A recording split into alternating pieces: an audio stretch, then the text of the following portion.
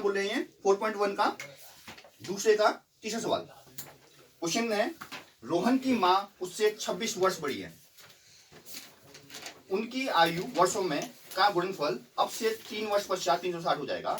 हमें रोहन की वर्तमान आयु क्या करनी है। ठीक है,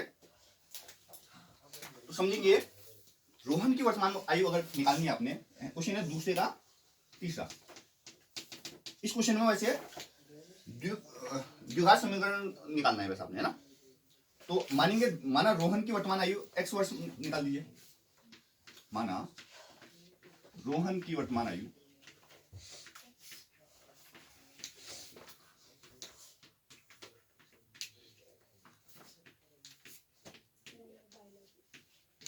x वर्ष। ठीक है, ये सवाल कहां से आया पता है तुमको? आनंद से आया क्वेश्चन। ठीक है, x वर्ष मान लिया है अपन ने, है ना। तो देखो रोहन की माँ जो है उससे 26 वर्ष बड़ी है, तो रोहन की माँ की आयु क्या होगी? रोहन की माँ की वर्तमान आयु x प्लस 26 वर्ष होगी नहीं होगी बताओ? 26 वर्ष बड़ी है ना।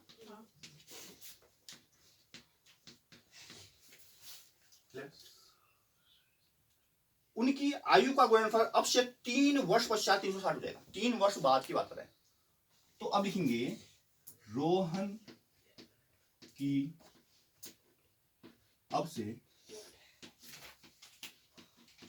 3 वर्ष पश्चात आयु, 3 वर्ष पश्चात आयु। 3 वर्ष पश्चात ना 3 वर्ष बाद कितनी आयु हो जाएगी? तो 3 वर्ष बाद में जुड़ जाएंगे 3, होगा नहीं होगा बताओ? अब से तुम 3 वर्ष बाद कितने साल के हो जाएंगे? 3 जोड़ोगे ना अपने वर्तमान आयु में। क्लियर है? और माता श्री का भी ऐसी होगा, रोहन की माँ की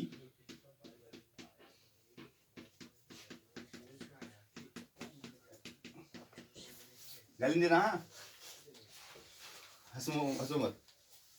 तो माँ की जो है वो x प्लस 26 आयु है वर्तमान, तो 3 वर्ष पश्चात क्या हो जाएगी? x प्लस 26 प्लस 3 हो जाएगा। x प्लस 26 प्लस 3 होगा नहीं होगा बताओ? जो कि क्या हो जाएगा? x प्लस 29 हो जाएगा। इतना क्लियर है सबको? आगे चलते हैं।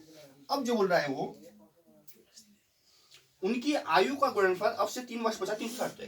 तो आप क्या करेंगे, रोहन की 3 वर्ष पश्चात आयु थी x प्लस 3, और रोहन की माँ की 3 वर्ष पश्चात आयु है x प्लस 29, उनका गुणनफल कितना हो जाएगा? 360 हो जाएगा। ये हो गया, ये क्वेश्चन आएगी प्रश्न अनुसार बोलोगे, प्रश्न के अनुसार है ना।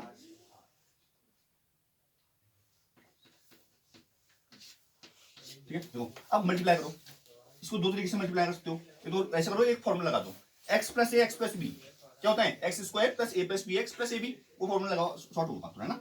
X square plus A plus B X, A ये है बी है, 29 में 3 जोड़ोगे क्या जाएगा? 32 आएगा। 32 प्लस ए बी, ए और बी है, करो 9 10 27 27 के साथ हासिल 2 3 6 2 8 बराबर कितना आ गया? 60। अब इसको यहां ले आओ, x square plus 32x plus 87, ये वहां आएगा तो माइनस में आएगा। अब चूंकि हट जाएगा, अब ये हटाओ, पहले तो बड़ी संख्या कौन सी है? माइनस में, तो माइनस आएगा। ठीक है, ये 10 में से 7 है 3 आएगा, यहाँ बचेगा 5, यहाँ से जाएगी 15 आएगा, 15 में से 8 उठाओगे 7 आएगा, यहाँ 2 बच जाएगा। ये आगे इक्वेशन निकालने को बोला था आपने आपको। ठीक है, इक्वेशन आपने निकाल दी, यहाँ तक समझ में आया नहीं है बोलो? क्लियर है? बाकी सिंपलीफाई तो आप कर लेते हो, 273 के फैक्टर्स करोगे, उसको जोड़िया घटा के 32 लाने हैं तो आप कर लोगे। ठीक है, आगे चले।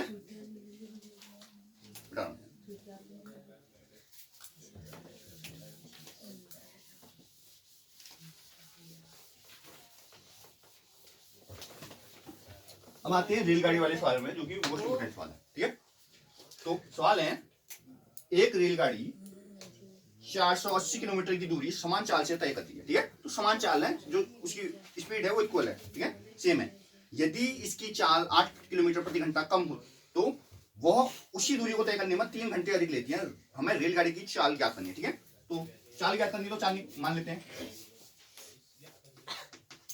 माना रेलगाड़ी की चाल।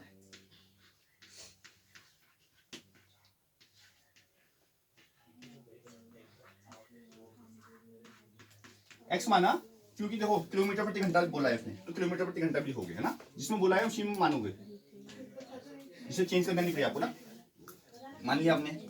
अब क्या बोलता है वो, जो दूरी दे रखी है आपको 480 दे रखी है, अब बोला जब उसको 8 किलोमीटर प्रति घंटा चाल कम कर देगी तो 3 घंटे अधिक लेती है, ठीक है। तो आपको फॉर्मूला बताओ नहीं यहाँ पर चाल, अब लो पहले तो दूरी लिख लो, दूरी है भाई अपनी 480 किलोमीटर। अब आप लिखोगे फॉर्मूला, चाल बराबर दूरी बट्टे समय।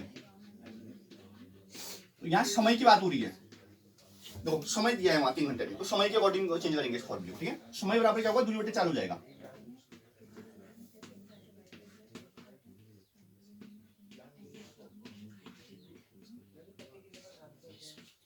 क्लियर है।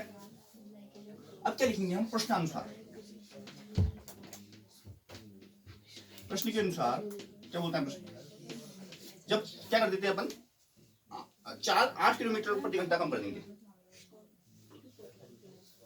जब चाल 8 किलोमीटर प्रति घंटा कम कर देंगे,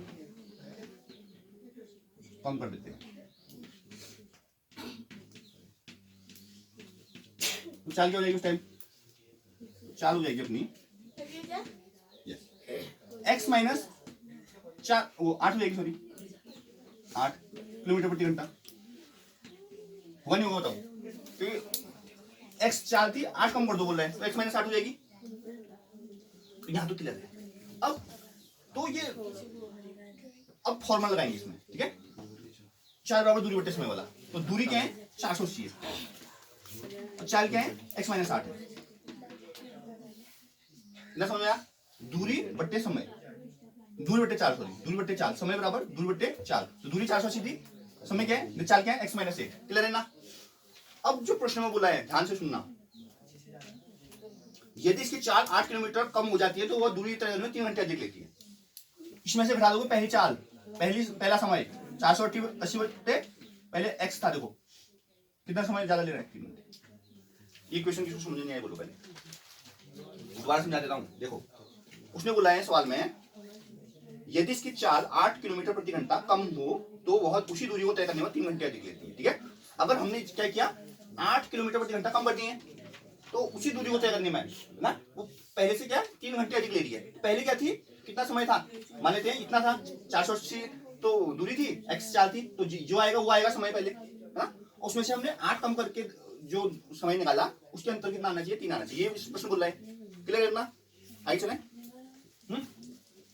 अब क्या करेंगे अपन, लॉस ले लेंगे नीचे, क्या आएगा एक्स माइनस 8 ऐसे आएगा, और ये एक्स ऐसे आएगा, क्योंकि ऐसा है तो मल्टीप्लाई होगा, क्रॉस मल्टीप्लाई 480 इंटू एक्स हो जाएगा, और ये माइनस बीच में है तो माइनस लगेगा, 480 एक्स आएगा, और ये माइनस से मल्टीप्लाई माइनस प्लस हो जाएगा, 8 का 0 में 0, 18 64 64 की 4 हासिल 6, ठीक है। 8 चौक 32, 32 6 38, और बराबर 3 है तो बराबर 3 रहेगा, ये समझ में आ गया होगा। अब क्या करेंगे, देखो 480 एक्स से 480 एक्स कैंसिल हो गया, यहाँ पर 3840 ही बचा ना, और बराबर क्या होगा, देखो x into x x square हो गया, इंटू 3 एक्स स्क्वायर हो गया, और ये माइनस 8x इंटू 3 8 24 एक्स हो गया। तो इक्वेशन पूरी यहाँ पर ले जाओगे तो आप क्या आ जाएगा, 3x square minus 24x minus 3840 आएगा, ये आ गई इक्वेशन। इक्वेशन निकालने को बोल रहा था, इक्वेशन आ गई, समझ में आया नहीं आया बोलो, कोई डाउट है किसी को।